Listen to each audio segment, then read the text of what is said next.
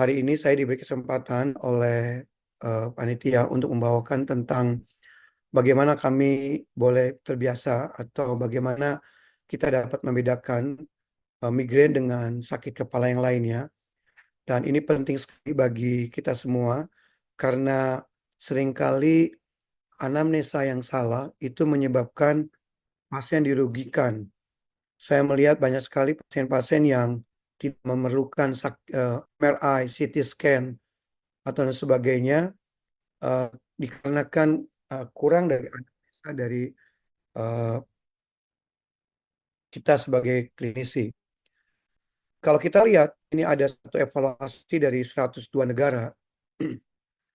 Ini adalah eh, pelaporan dari persentase kasus yang dilaporkan itu di primary care pada 102 negara.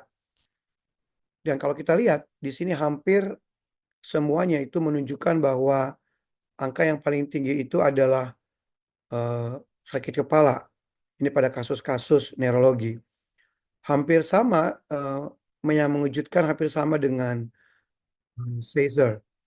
Mungkin kita tidak masukkan nyeri pinggang atau nyeri karena eh, nyeri pinggang seringkali dimasukkan di dalam beberapa bangsal ya atau poliklinik termasuk ortopedi maupun rehab medik. Tetapi sakit kepala memang menjadi primadona untuk poliklinik neurologi terutama baik itu di dokter umum, kasus-kasus dokter umum maupun di kasus neurologi. Angka yang sama itu hampir sama dengan seizure dan sedikit di bawahnya adalah vertigo. Parkinson tentu saja adalah yang paling bawah. Angka yang hampir mencapai 80% frequently report itu menunjukkan bahwa tinggi sekali angka headache itu. Dan tentu saja ini menunjukkan bahwa eh, apa namanya kepentingan dari memahami sakit kepala terutama yang mencapai kronik.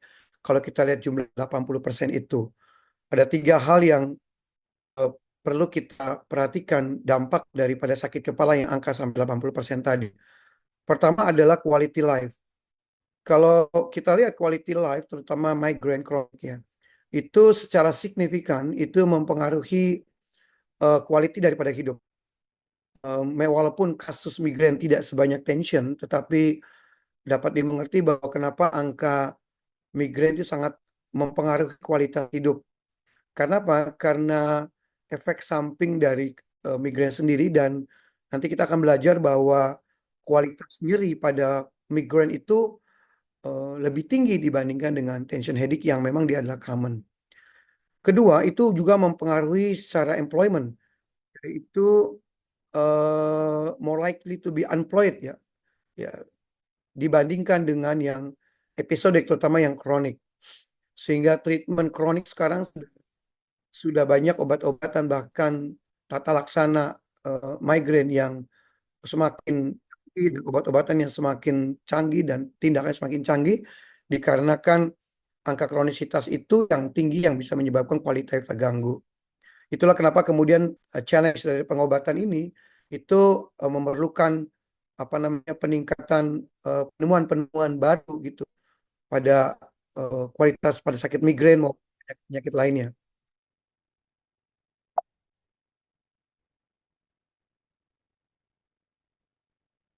Eh, kita lihat dari burden dari sakit kepala ya, itu 59% itu memang prevalensinya gitu ya terjadi. Jadi kalau kita lihat hanya 5% orang yang tidak menderita sakit kepala ya.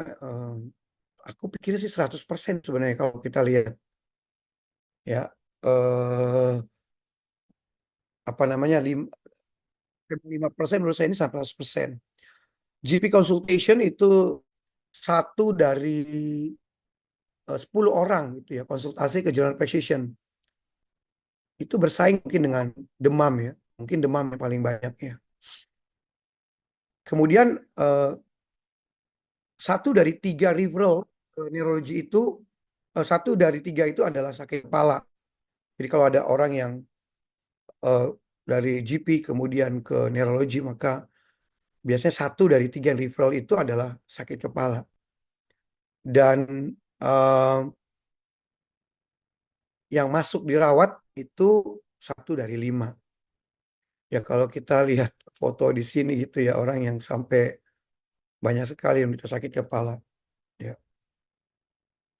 Nah, untuk memahami sakit kepala yang tadi saya bilang burdennya sangat besar itu, sebenarnya burdennya tidak terlalu besar kalau kita bisa memahami sakit kepala seperti apa yang kita hadapi gitu. Misalnya eh, kalau kita bisa mengerti bahwa sakit kepala ini sebenarnya tipenya primary bukan secondary misalnya gitu, maka sebenarnya burdennya tidak terlalu besar gitu.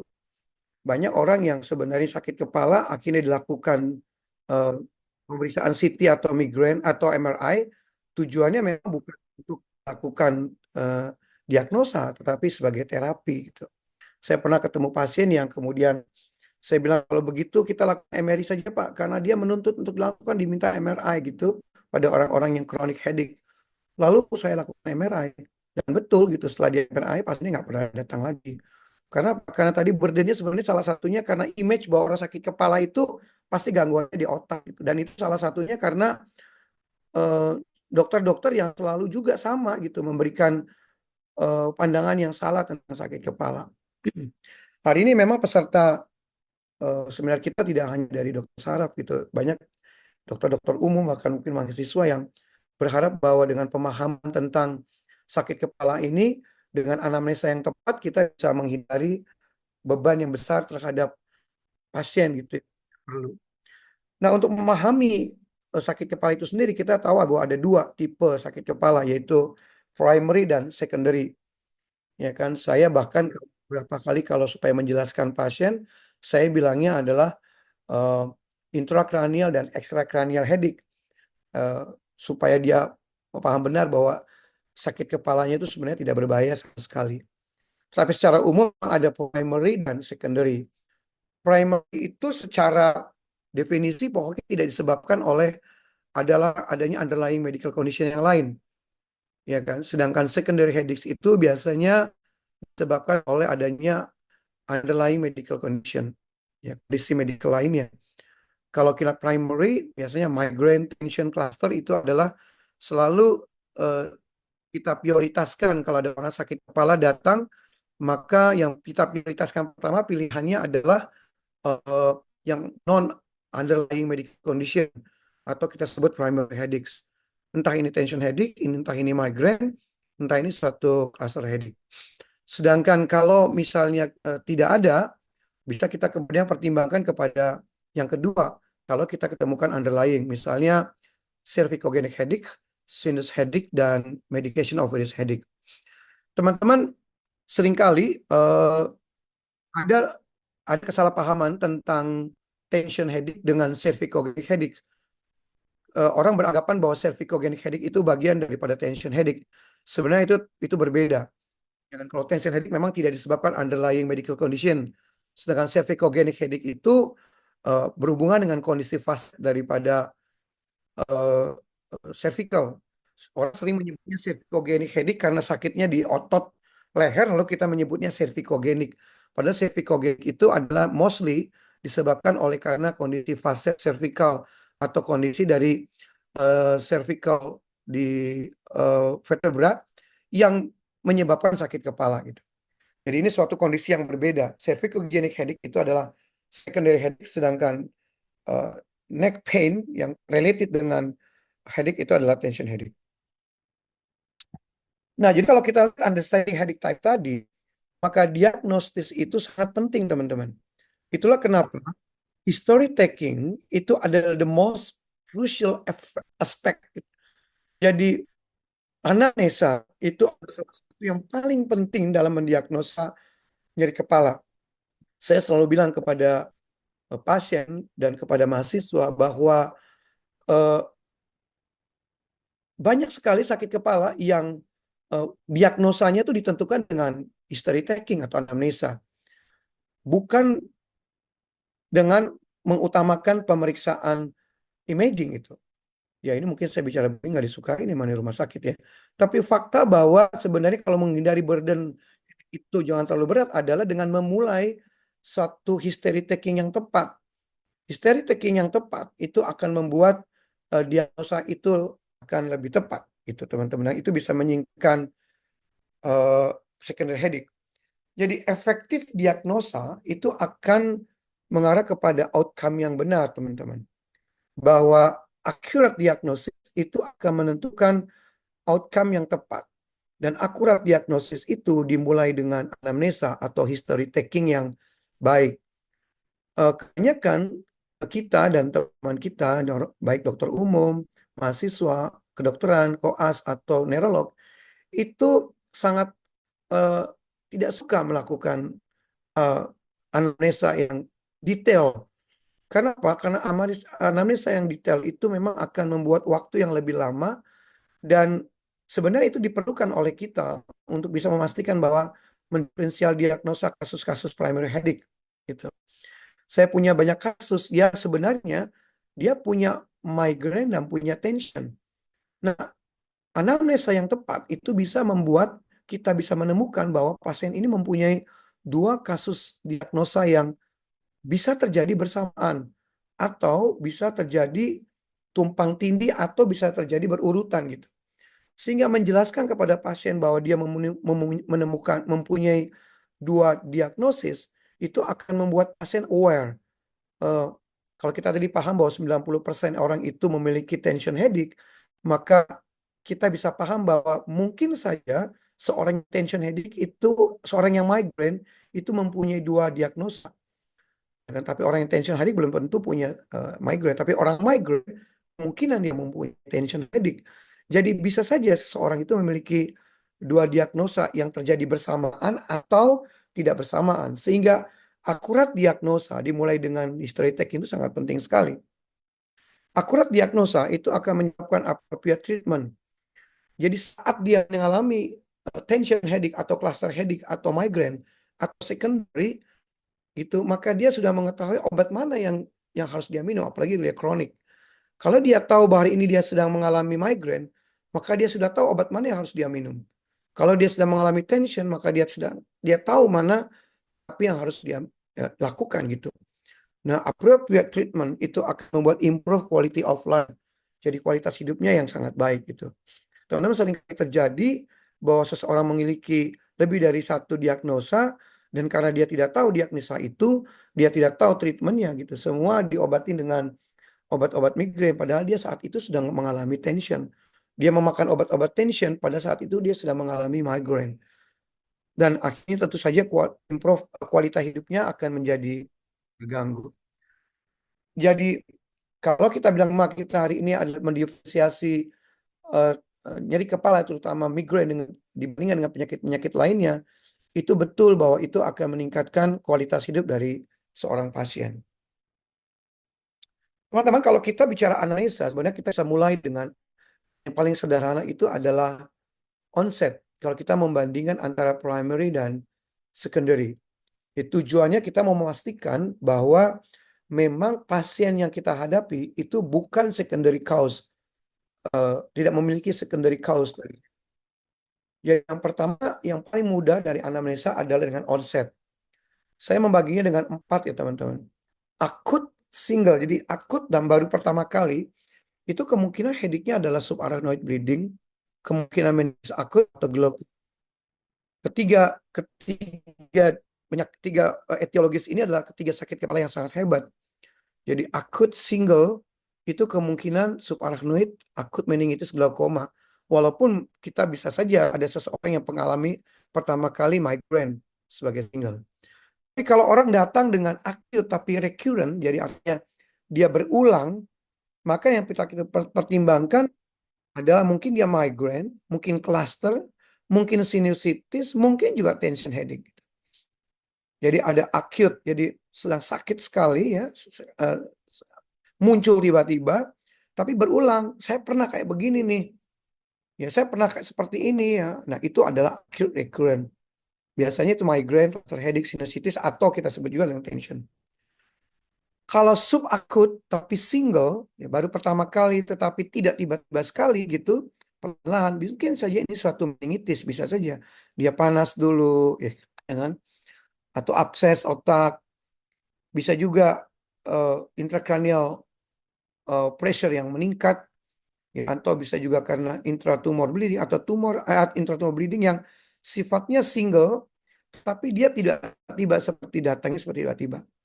Dan yang kronik kita udah tahu bahwa ini mungkin tumor atau penggunaan obat-obatan. Jadi secara secara onset maka kita bisa mengeliminate secondary cause headache itu dengan cara empat hal tadi: acute single, acute recurrent, subacute single, atau kronik. Nah, lalu bagaimana dengan yang kalau kita sudah tadi kita menyingkirkan yang sekunder ya.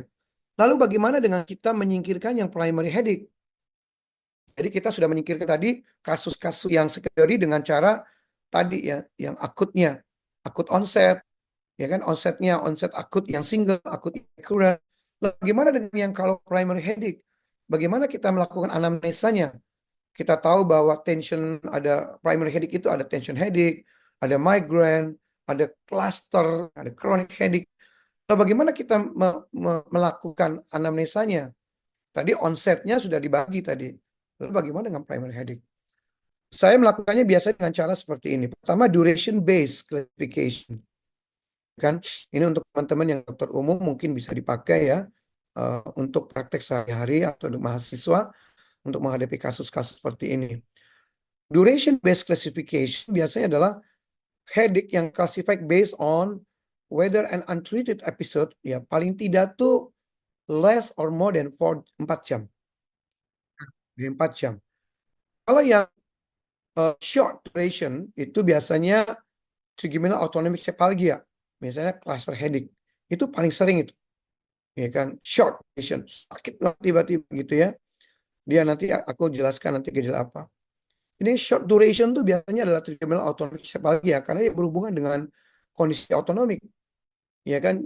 Dan umumnya adalah cluster headache yang paling sering. Kalau yang long duration baru itu yang migraine atau tension.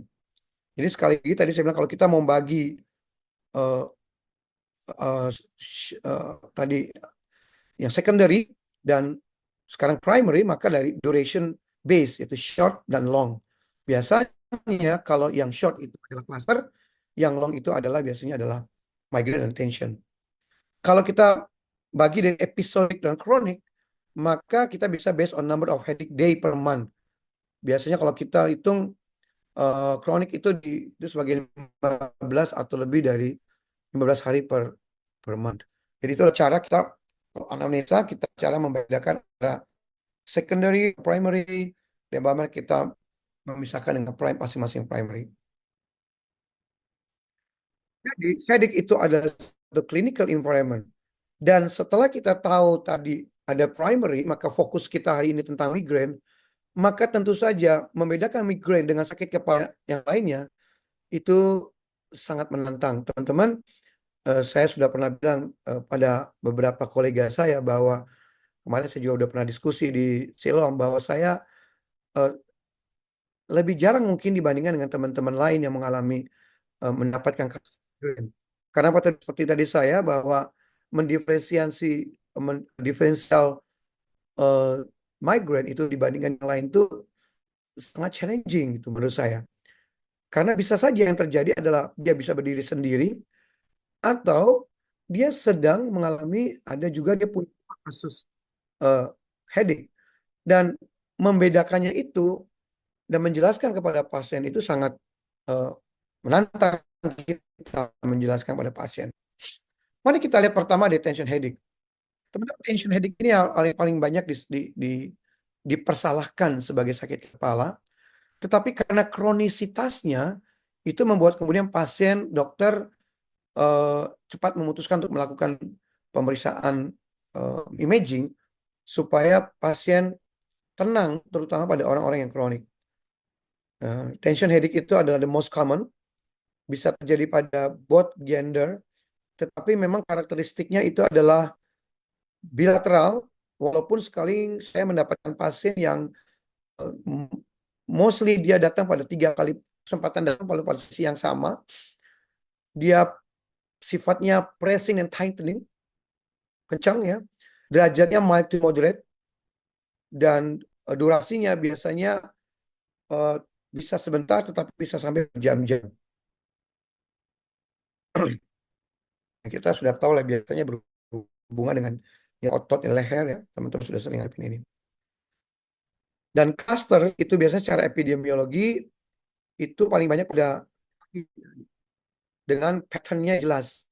Saya punya beberapa pasien yang jelas banget dia bilang, dok dia kambuhnya tuh bisa tiap bulan November dok. Atau dia bisa tiap 6 bulan muncul nih dok. Itu ada patternnya. Tetapi simptomnya yang paling pasti bahwa dia memang di unilateral dan biasanya ada disertai dengan autonomic symptom. Ya teman-teman ini sudah sering menghadapi kasus ini ya. Cluster headache itu walaupun dia sakitnya sering kali di kepala seperti tension, tetapi dia juga harus disertai dengan gambaran autonomik yang membedakan dengan tension. Dan durasinya biasanya cepat, bisa lama, tetapi durasinya biasanya tidak terlalu lama dibandingkan dengan migraine. Bagaimana dengan yang ketiga? Yang tadi yang primary headache, tapi yang ketiga itu migraine. Migraine itu memang satu kompleks dan challenging condition itu karena apa? Karena dia sangat signifikan itu mempengaruhi kualitas hidup dari pasiennya. Ini saya jujur akui bahwa memang penderita migrain itu sakit kepala lebih hebat dibanding yang lain. Saya ingat sekali bahwa waktu kita berdiskusi 5 sakit kepala yang paling hebat selain subarachnoid bleeding, kemudian uh, tumor, kemudian abses, meningitis, dan salah satunya adalah migrain. Itu termasuk yang 5 besar. Dari 5 besar itu 4 masuk dalam intrakranial yang bisa disingkirkan dengan MRI dan hanya migrain yang tidak bisa disingkirkan dengan migrain. Itulah sangat menantang. Kenapa? Karena kita punya suatu pemeriksaan imaging yang pasti 100%, misalnya MRI atau apa yang bisa mengatakan seseorang menderita migrain atau tidak. Jadi bisa memahami variasi dari serangan migrain itu sangat penting bagi kita untuk bisa menentukan apakah ini pasien ini migrain atau tidak. Seringkali saya ketemu pasien yang mirip migrain. Ya, dia cerita migrain, tapi waktu dia berobat dia datangnya dengan tension. Dia kepalanya ditekan sakit sekali, gitu ya. Tapi waktu dia anamnesa, kok sepertinya ada migrainnya gitu. Jadi waktu dia datang ke saya, dia sedang dalam keadaan tension. Tapi waktu di anamnesa, ternyata dia memiliki migrain. Yang waktu datang dia adalah tension. Ini teman-teman ini penting sekali untuk apa namanya kita bisa mendiferensiate. Jadi peran dari kita, seorang dokter neurolog atau dokter yang primary care penting untuk bisa menyingkirkan sakit kepalanya ini sebenarnya dia sedang datang itu dia sedang mengalami migraine atau sedang mengalami tension atau dia sedang mengalami kedua-duanya gitu. Kalau kita lihat migraine, kalau kita lebih dekat, maka epidemiologinya memang migraine itu paling banyak pada wanita. Ya kan saya tidak bicara patofisiologi karena waktunya sangat uh, singkat ya. Biasanya tidak dimulai pada waktu anak-anak ya. Biasanya ada beginning in adolescence dan early adulthood. Dan ini banyak sekali kalau kita lihat 1 billion people worldwide, walaupun saya tidak sebanyak ini kasusnya. Simptomnya itu biasanya nyeri kepalanya berulang. Nah ini teman-teman, yang membedakan dengan tension adalah dia moderate to severe. Dan selalu dan dia accompanied by nausea, vomiting. Saya sering kali membedakannya begini. Tension itu, sakit kepalanya ini seringkali ya Pak, teman-teman, tidak selalu ini menjadi patokan. Tension itu sakit kepalanya terjadi saat atau sesudah dia sakit kepalanya dialami. Sedangkan migrain biasanya tuh sakit mualnya, atau maaf mualnya itu mendahului sakit kepalanya. Sedangkan tension itu adalah sesudah dia sakit kepala. Ini pengalaman saya dan seringkali saya lihat berdasarkan literatur beberapa mengalami seperti itu karena uh, mual itu merupakan seperti gejala yang berjalan dari satu migrain. Koreksi bila saya salah, ada beberapa pakar sakit kepala di sini, ada Dokter Henry dan sebagainya nih. Sedangkan aura itu biasanya terjadi before the headache, ya seperti visual disturbance, tingling, biasanya ada kelemahan gitu ya, ini terjadi pada migrain pada batang otak. Jadi saya biasanya lihat bahwa pada simptomnya yang moderate to severe yang accompany dengan nausea dan vomiting dan fobia itu biasanya saya dulu. Dan kalau kita lihat fasenya, kalau teman-teman perhatikan saya bikin timeline dari migrain, maka dia selalu biasanya ada prodromnya. Ya, biasanya premonitory symptom yang terjadi up to 24 to 48 hour before headache onset. Ya, ada yawning, ada mood change ya. Kalau kita lihat ada prodrome few hours to kemudian masuk kepada aura, ya auranya kemudian muncul lalu kemudian ujungnya di headache. Nah, baru kemudian postdrome. Ya, dia ada exhaustion, ada dizziness dan sebagainya. Nah, jadi teman-teman kalau kita lihat tidak selalu migrain itu eh, orang-orang sudah menderita migrain biasanya sudah mempunyai dia bercerita tentang fase ini gitu. Dia tentang bercerita tentang fase ini dan dia akan cerita patternnya jelas sekali gitu. Nah, kalau dia sedang bercerita pattern sedang jelas, tapi waktu dia sakit ototnya kenceng, ada sevigogenik, hati-hati teman-teman. Saat ini dia sedang sakit kepala apa? Apakah sedang mengalami migrain atau sedang mengalami headache yang lain gitu. Nah, ini yang saya sering bikin teman-teman consideration distinguishing migraine dengan other primary headache lainnya. Jadi contohnya kalau kita lihat bandingkan dengan sakit kepala cluster dengan migraine, itu mirip karena intensitinya dia moderate to severe. Sedangkan tension tuh mild to moderate. Jadi kalau dia mild, kemungkinan dia tension. Tapi kalau dia severe, kemungkinan dia migraine atau cluster. Pertimbangkan kalau very severe, itu mungkin dia cluster. Lokasinya kalau dia udah bilang bilateral, kanan kiri gitu, itu biasanya tension. Tapi headache, kali ini dia unilateral, tapi dia bisa juga dia sebenarnya bilateral. Jadi kalau kita lihat membandingkan di sini ya teman-teman ya, dari intensity dan headache location agak sedikit membedakan migraine dengan cluster. Sama-sama kadang-kadang unilateral, tapi khas dari cluster itu kalau lokasinya adalah behind one eye. Itu khas banget gitu. Sedangkan kalau migraine secara eh, khusus dia tidak bisa menyebutkan, tidak bisa dengan menggunakan jari dia lokasinya di mana. Misalnya seperti kalau pasien-pasien sacroiliac joint, dia bisa menunjukkan tepat titik sakitnya. Maka kalau orang migraine, dia tidak bisa menyebutkan titik sakitnya di mana, teman-teman. Nah, ini yang membedakan keuntungannya adalah tension dan cluster. Dia bisa menunjukkan lokasi sakitnya di mana. Jadi kalau dari intensity dan headache ya teman-teman, kita udah mulai bisa menyingkirkan nih. Secara berat, itu severe dan cluster. Tapi begitu bicara headache location, maka migraine itu tidak bisa menunjukkan lokasinya di mana. Beda dengan cluster yang bisa menunjukkan dengan jelas lokasi nyerinya. Durasinya, kalau lihat cluster itu hitungannya menit, ya kan? Sedangkan migraine itu jam, hari, tapi kalau tension type itu bisa sampai week. Ya problemnya kalau kejadiannya baru mulai, datang sakitnya jam, ya kan? Kita agak sulit untuk menyingkirkan. Tapi begitu lihat intensity dan lokasinya, kita sudah mulai bisa menyingkirkan gitu. Frekuensinya recurrent with variable frekuensi itu migraine. Ya kan kalau tension tapi itu infrequent to daily. Jadi nggak jelas tapi bisa tiap hari nih. Kalau cluster tuh frequent tapi ada clusternya. Makanya disebut cluster. Other possible symptom itu ada nausea, ada vomiting, ada light sensitivity ya teman-teman yang kalau pada tension headache itu dia tuh kekhasannya tuh tenderness-nya gitu. Sedangkan cluster tuh kekhasannya pada nasal congestion dan eyelid edemanya dan agak state. Jadi sekali lagi migraine kekhasannya adalah pada nausea, vomiting dan light sensitivity. Tension kekhasannya ada pada tenderness-nya, sedangkan cluster itu pada nasal congestion-nya.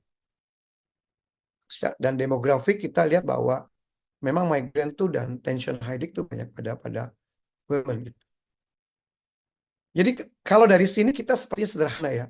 Tapi itulah kenapa teman-teman anamnesa itu penting sekali. Kenapa? Dengan menganalisa ini semua, kita sudah pasti bisa menyingkirkan. Paling tidak kalau kita lihat dengan, kalau dia datang dengan moderate, kita bingung nih, ya kan, type, migraine, apa tension. Tapi kita begitu dia sudah bilang other possible symptom dan head location, kita sudah bisa mulai mengarah diagnosis kemana.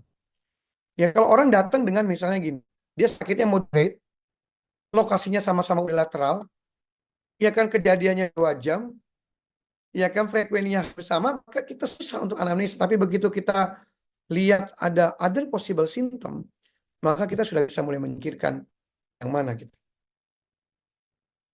Nah, tadi saya sudah sampaikan gitu, bagaimana untuk membedakannya antara migraine dan tension.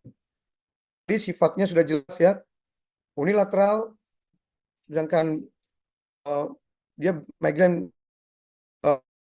bisa bilateral, ya. Dan tadi sedang nauseanya itu khas banget. Karakteristiknya tension itu bisa nunjuk sakitnya tuh di mana ya, bisa di, makanya teman-teman bisa di Google itu ada lokasi daripada tension. Kalau sakitnya leher ini sisi kanan maka dahi. Ya kalau misalnya sakitnya di pipi maka biasanya sekitar leher ya. Sedangkan dari cluster jelas itu dari sisi shorter duration itu khas banget dan autonomic symptom. Jadi kalau kita tadi kembali kepada yang consideration tadi teman-teman, paling penting ternyata adalah other possible symptom, ya kan. Kalau misalnya intensity, location, positionnya dan itu sama, maka other possible symptom itu sangat menolong. Bagaimana dengan migraine dengan secondary headache lainnya? Misalnya seorang juga dengan nausea, saat maka yang paling sederhana adalah underlying condition itu biasanya secondary headache-nya sudden onset, terutama pada kasus-kasus yang berat ya. Kalau teman-teman tadi baca ada onset yang baru kali ini, ya kan, onsetnya acute, ya acute, ada sudden onset dan ada systemic symptomnya. Dan yang paling penting di sini bukan anamnesa kalau pada secondary headache-nya, examination yang paling penting teman-teman. Jadi kalau pada primary headache, mendiferensial diagnosanya adalah anamnesanya yang paling penting, tetapi pada secondary headache dan pada migraine itu adalah careful examination yang paling penting. Jadi conclusionnya adalah the powerful anamnesa. Jadi accurate differentiation migraine dengan headache yang lain itu akan menentukan efektif manajemen dan treatment yang akan dibahas nanti oleh Dr. Girianto. Comprehensive anamnesa, ya, compassing the patient history, lifestyle factor, dan headache eclectic itu esensial untuk bisa menentukan diagnosinya. Dan key takeaways-nya adalah anamnesa itu esensial, consider pasien history dan comorbidnya, dan mendiferensiasi headache type tadi, cara yang tadi saya bilang, dari onsetnya, dan anamnesa, dan examination, itu akan menentukan efektif treatment-nya gitu. Mudah-mudahan apa yang saya sharingkan ini berguna untuk teman-teman, terutama untuk teman-teman dokter umum yang sedang memulai praktek atau sudah mulai praktek, dan mahasiswa kedokteran yang nanti akan memulai praktek sehari-hari. Terima kasih.